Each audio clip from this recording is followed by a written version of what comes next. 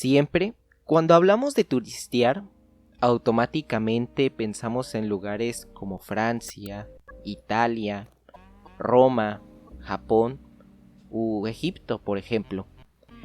Independientemente del país que seas, muchas veces no tomas en cuenta tu propia patria.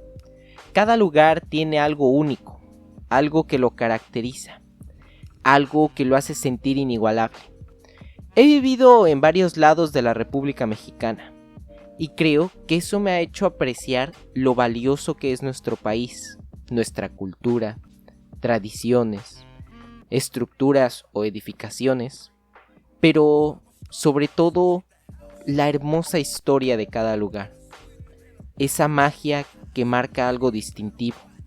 Y no estoy hablando de algo simplemente material, sino de algo más, los valores que aunque no los veas están ahí, ese calor de las personas por recibirte y enseñarte todavía más de lo maravilloso que es su lugar de residencia. Así que acompáñame, porque el día de hoy no me toca hacer la visita, eso te toca a ti. A mí hoy me corresponde ser tu turista. Ahora sí, sin nada más que decir, comencemos. Los primeros pobladores de esta región se registran a partir del año 1000 a.C., por migraciones provenientes del Golfo, de las tierras altas de Guatemala y El Salvador. Anteriormente este lugar era llamado Saquí, por eso inclusive los que son mestizos o mestizas dicen que son de Saquí, en maya, Incájale Saquí, que quiere decir yo nací o yo soy de Valladolid, en honor al patriarca Anaxíhuatl, que el fanatismo o fe de su pueblo lo elevó a deidad, cuya imagen se difundía en forma de ídolos o mascarones en toda el área que correspondía a la ciudad. Con la llegada de los españoles, Yucatán estaba dividido en 19 cacicazgos, entre ellos Chetumal, Campeche, Cozumel, Ocosamil y Cupul o Cupul. Francisco Montejo, apodado El Sobrino, encontró un extenso terreno alrededor de una laguna a la que los naturales llamaban Chucjá, que significaba agua larga. Este sitio les pareció a los españoles el mejor lugar para establecer una población. Por lo tanto, allí instaló Montejo su campamento. Los conquistadores montaron la base de operaciones para someter a los cupules y dominar su capital, Zaguigual, que significaba gavilán blanco, ave carnívora, que simbolizaba las cualidades bélicas de esa comunidad.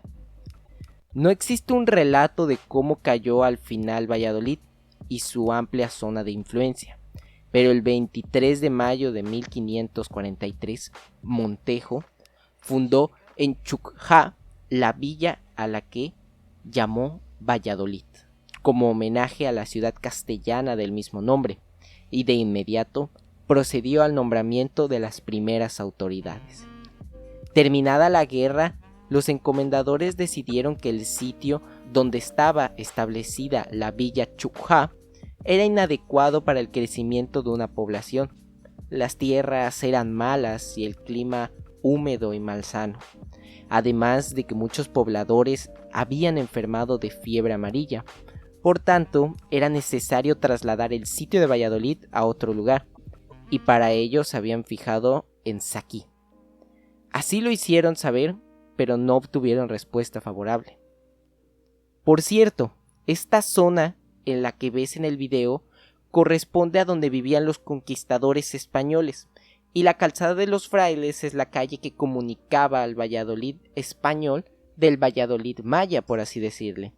Al llegar los españoles fundaron esta urbe, y como en ningún sitio de la península fue fácil el sometimiento de los mayas, los conquistadores tuvieron que resguardarse al sentirse amenazados por los mayas en la actual zona centro.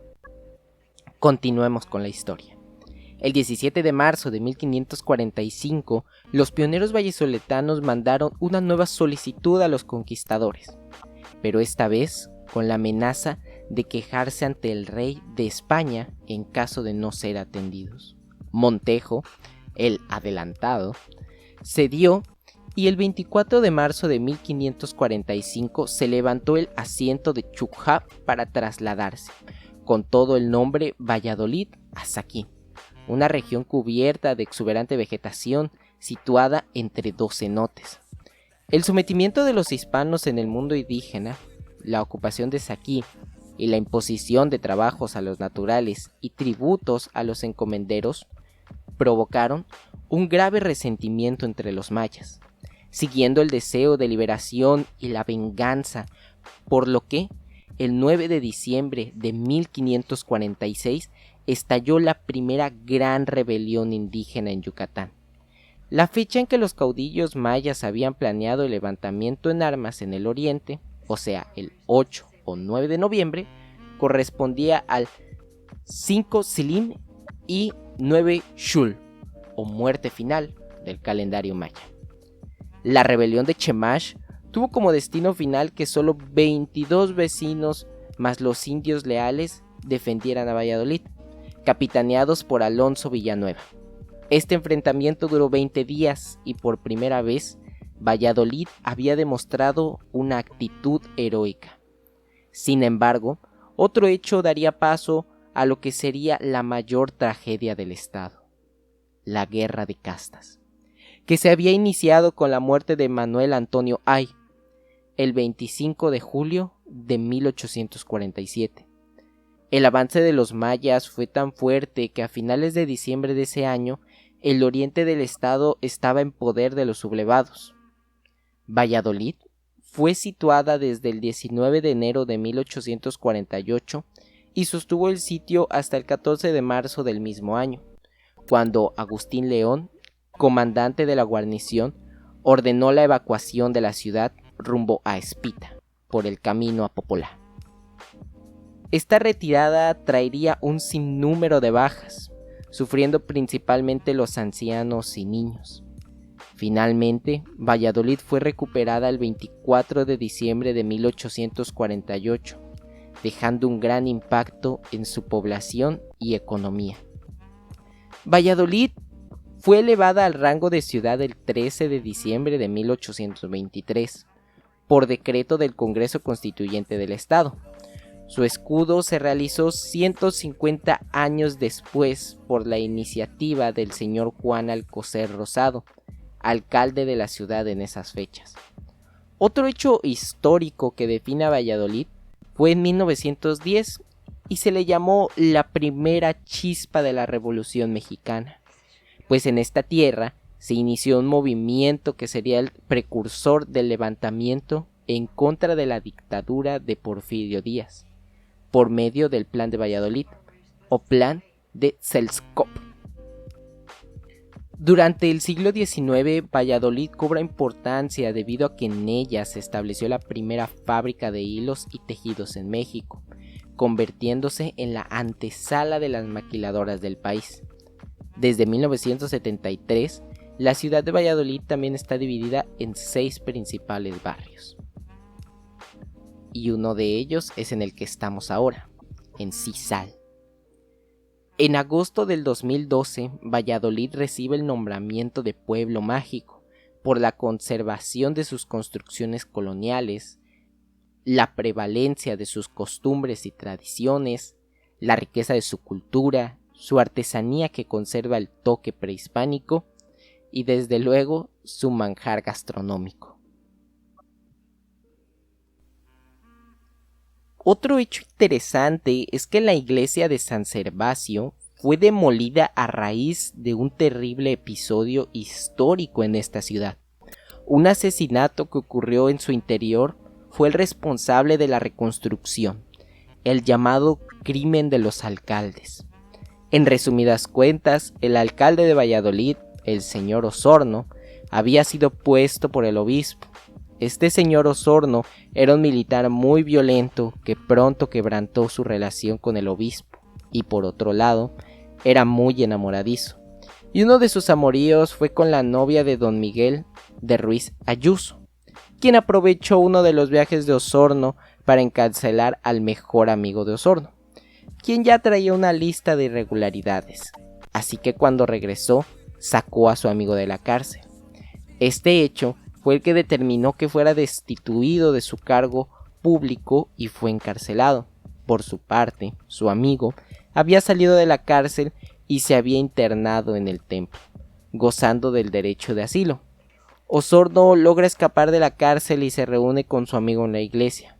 Al no haber alcaldes, se nombra a don Miguel de Ruiz Ayuso como primer alcalde y a Fernando Tovar como segundo alcalde. Estos alcaldes entran en la madrugada al templo y los golpean, se los llevan presos. Osorno muere a golpes y su amigo fallece al llegar a la prisión. Poco tiempo después, don Miguel de Ruiz Ayuso y Fernando Tovar son sentenciados a muerte por mandato del virrey y mueren ahorcados en 1705. Y eso fue todo por el día de hoy. Espero que les haya gustado lo que es mi ranchito, que es Valladolid. Es un lugar muy bonito, un lugar, como ya les comenté, en donde puedes visitar muchas cosas, pero sobre todo aprender mucha cultura. Espero que les haya gustado, que les haya informado más que nada. ¡Ay, casi me quemo! Y pues nada, espero que lo hayan disfrutado. Adiós. También algo bueno que tiene Valladolid es que se encuentra casi más o menos en el centro de la península de Yucatán. Está a 2 horas de Mérida y Cancún. Algunos tours a Chichén Itzá incluyen paseos panorámicos por la ciudad o bien te dan la oportunidad para que por unos minutos puedas conocer y caminar por el centro.